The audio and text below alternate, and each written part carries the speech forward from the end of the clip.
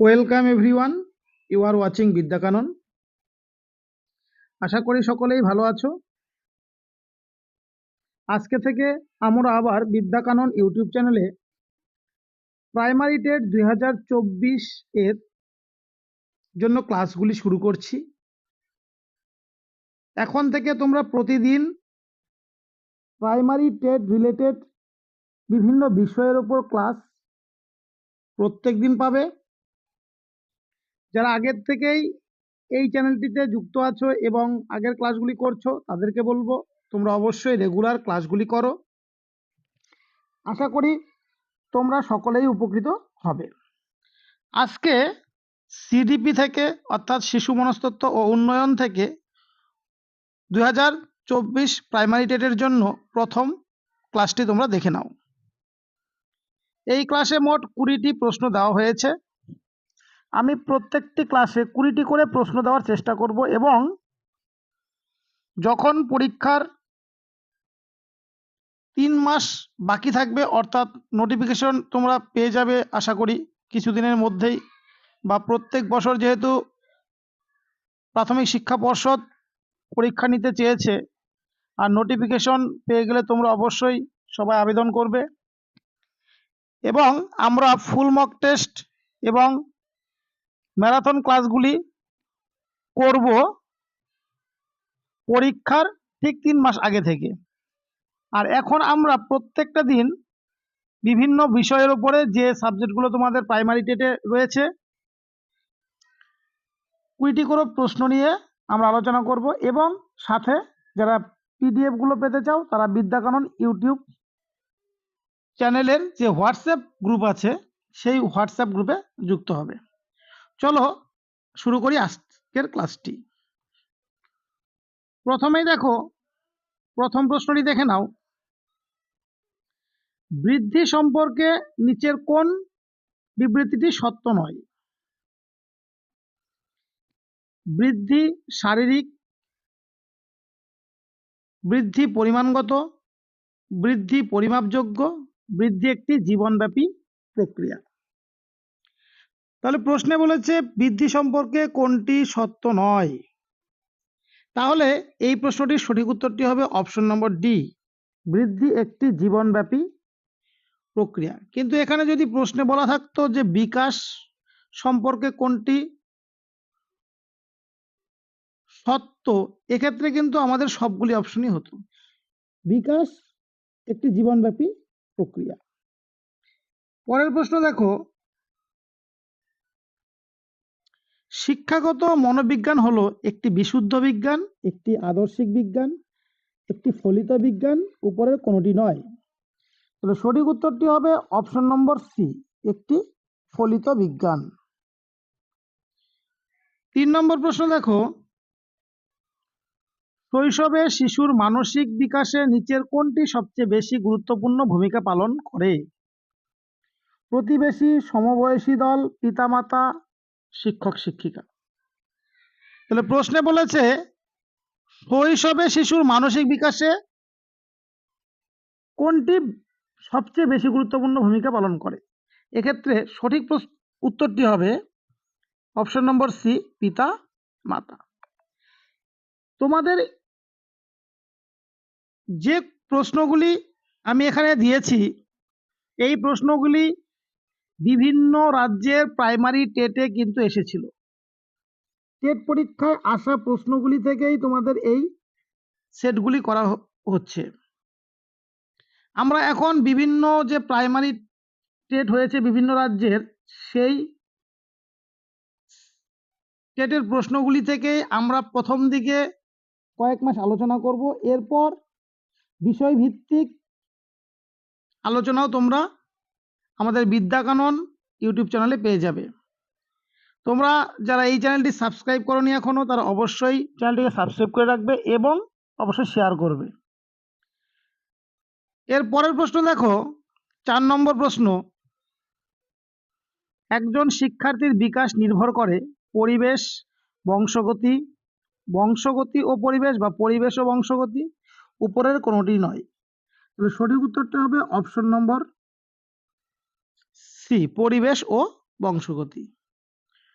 পরবর্তী প্রশ্ন 5 নম্বর, প্রাথমিক শ্রেণীর শিশুদের শেখানোর একটি উপযুক্ত পদ্ধতি হলো অনুকরণ পদ্ধতি, বক্তৃতা পদ্ধতি, ট্রায়াল ও ত্রুটি পদ্ধতি, প্লেওয়ে পদ্ধতি। তাহলে প্রাথমিক শ্রেণীর শিশুদের শেখানোর সবচেয়ে ভালো পদ্ধতি কি হবে? প্লেওয়ে পদ্ধতি, অর্থাৎ খেলার ছলে শেখানো। পরবর্তী প্রশ্ন,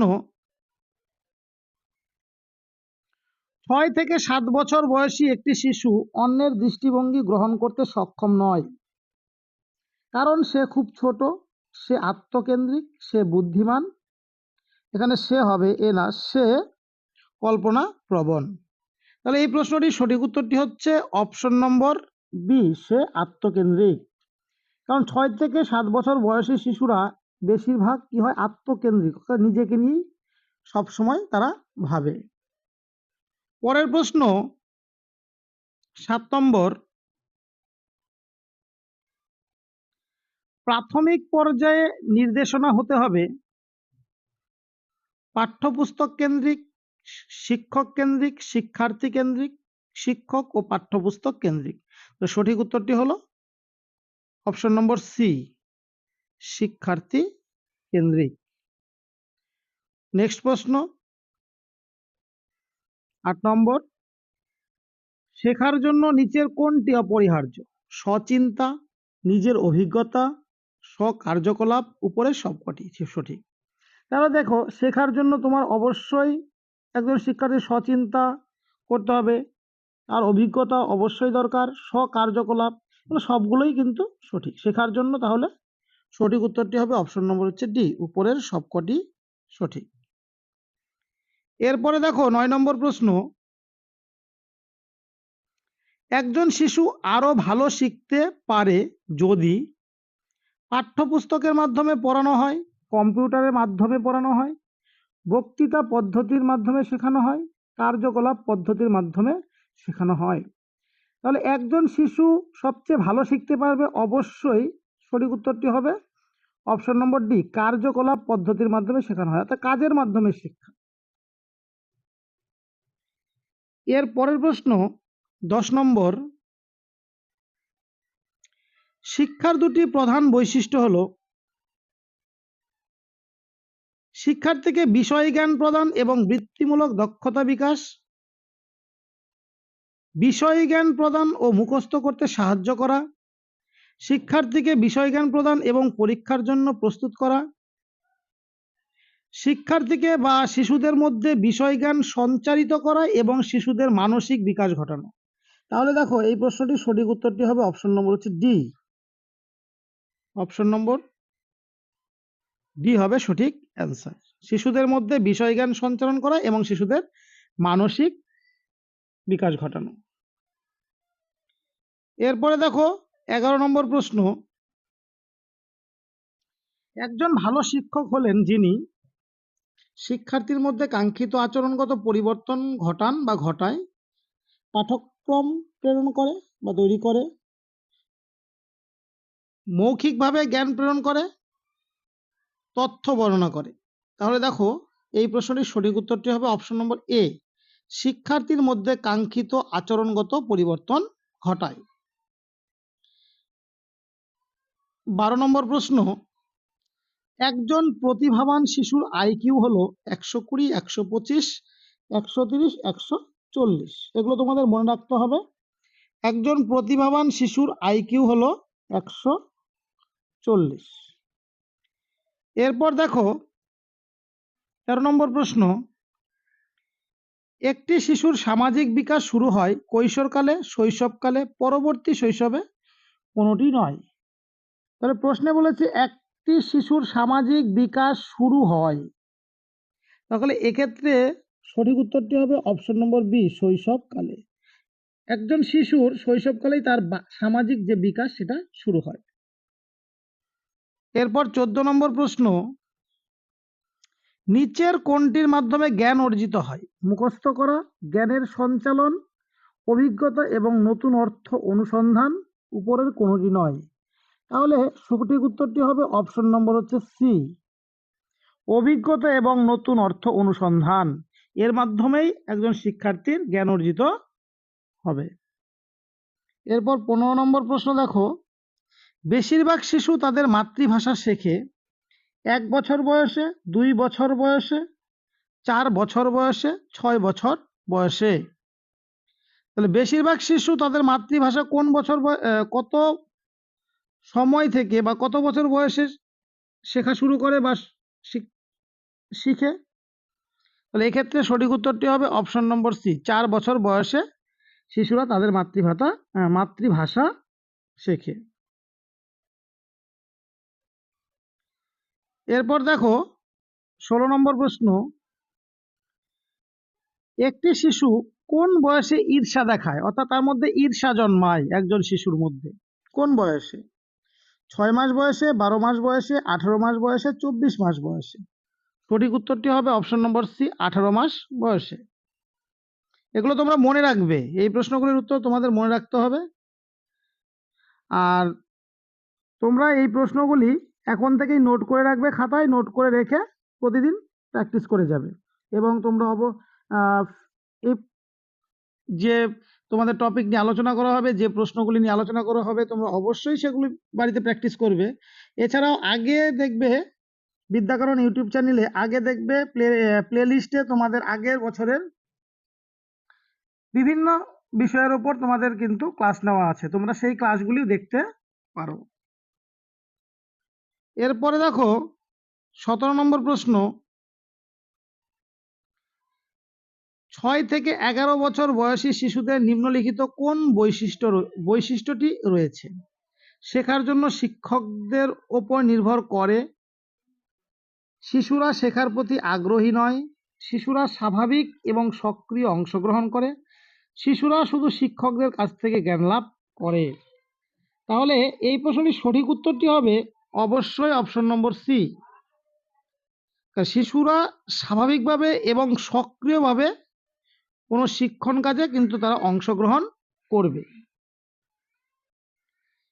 এরপর দেখো 18 নম্বর প্রশ্ন, সৃজনশীল শিশু সম্পর্কে কোন উক্তিটি সত্য নয়? সৃজনশীল শিশু কৌতূহলী হয়, এটা সত্য। সৃজনশীল শিশু বহির্মুখী হয়, এটাও কিন্তু সঠিক। সৃজনশীল শিশু দুঃসাহসিক নয়। তাহলে দেখো এই প্রশ্নটা কিন্তু সত্য নয়। হ্যাঁ, এই অপশনটি দেখো তোমরা সত্য হবে না, কারণ সৃজনশীল শিশু দুঃসাহসিকও হয়। আর 2 নম্বর অপশনে বলেছে সৃজনশীল শিশু উচ্চাকাঙ্ক্ষী হয়। তাহলে অপশন নম্বর হচ্ছে সি হচ্ছে সঠিক অ্যান্সার। আমি দেখো তোমাদের শুধু অ্যান্সারগুলি বলছি না কেন, অন্যান্য অপশনগুলি যখন বলবো তোমাদের এই প্রশ্ন সম্পর্কে একটা ভালো ধারণা জন্মাবে, সেই জন্য আমি প্রত্যেকটা অপশনগুলো বলে দিচ্ছি এবং যে অপশনটা সঠিক হবে সেটা কিন্তু আমি তোমাদের বলে দিচ্ছি। এরপরে দেখো 19 নম্বর প্রশ্ন, 19 নম্বর প্রশ্নটি দেখো কি বলেছে, ব্যক্তিত্বের কালিদাগ পরীক্ষা, ব্যক্তিত্বের কি কালিদাগ পরীক্ষা বা ইংব্লট টেস্ট কি? এটি বিষয়গত পরীক্ষা, এটি প্রজেক্টিভ পরীক্ষা, এটি উদ্দেশ্যমূলক পরীক্ষা, উপরের কোনোটি নয়। তাহলে সঠিক উত্তরটি হবে অপশন নম্বর বি, এটি একটি প্রজেক্টিভ পরীক্ষা। আর এখানে তোমাদের জন্য আমি একটি হোমওয়ার্ক দিচ্ছি, যে এই যে ইংব্লট টেস্ট বা কালিদাগ পরীক্ষা কে করেন, তোমরা এই প্রশ্নটির উত্তর আমাকে অবশ্যই কমেন্ট করে কমেন্ট বক্সে জানাবে। এরপর দেখো 20 নম্বর প্রশ্ন, অর্থাৎ আজকের ক্লাসটির শেষ প্রশ্ন, নিচের মনস্তত্ত্ববিদগণের মধ্যে সমগ্রতাবাদের সমগ্রতাবাদের সমর্থক হলেন স্কিনার, জাপিয়েজে, থর্নডাইক, কার্ট লিউইন। তাহলে সঠিক উত্তরটি হবে অপশন নম্বর ডি, কার্ট লিউইন। এই ছিল আজকের পর্বের খুবই গুরুত্বপূর্ণ 20টি প্রশ্ন এবং উত্তর। তোমাদের ভালো লাগলে অবশ্যই লাইক, কমেন্ট এবং শেয়ার করবে।